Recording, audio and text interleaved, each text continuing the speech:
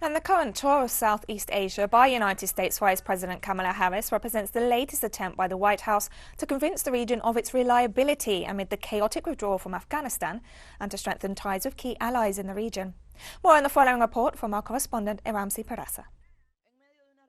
In the middle of a chaotic pullout from Afghanistan and the Taliban's lightning takeover of the country, U.S. Vice President Kamala Harris started a short tour to Southeast Asia, an important area for Washington to counterweight China's growing influence in the region. The trip aimed at bolstering ties in the region as part of U.S. efforts to counter China's dominance in the Indo-Pacific area and also reaffirm allies of Washington's commitment in the wake of a chaotic Afghanistan exit after a two-decade-long conflict.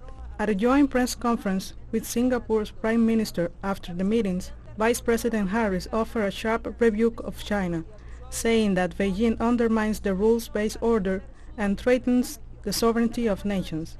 China's response was swift, and government authorities in Beijing condemned the hegemonic and interfering behavior of the United States.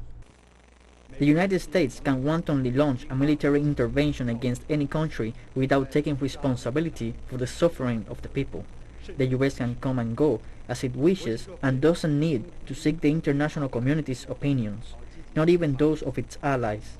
In order to defend America first, the US can arbitrarily smear, suppress, coerce, and bully other countries and without paying any price. This is the order the US wants. The US is constantly attempting to use rules and order to defend its selfish bullying and hegemonic behavior, but how many people will believe them now? Beijing has always denounced the United States' attempts to create conflicts with its Asian partners, especially over the territorial claims in the South China Sea, a strategic waterway with potential oil and gas riches.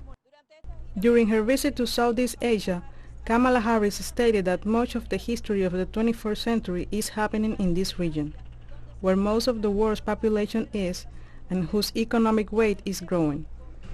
Some experts point out whether the Obama administration's policy towards Asia, which continued to this day, will be characterized by the same mistake of the past, or whether Washington is prepared to do things differently against a rival as important as China.